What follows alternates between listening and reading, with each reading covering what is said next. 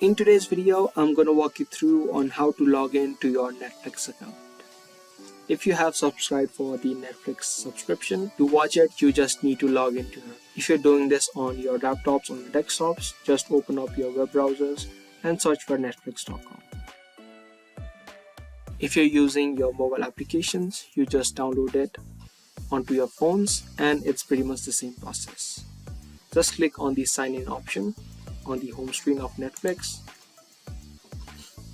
and you'll either need to type in your email address or your phone number and then just type in the password.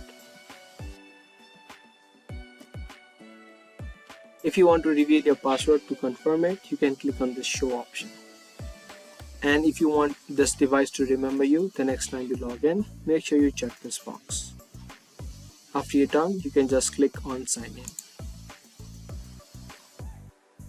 And there you go. That's how easily you have been now logged in to your Netflix account.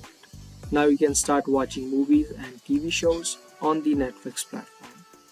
So that was a real quick and easy video. I hope you guys liked this and found this video helpful. If you did, make sure to subscribe, share, and also give this video a thumbs up. I'll be seeing you guys in the next video. Until then, keep watching.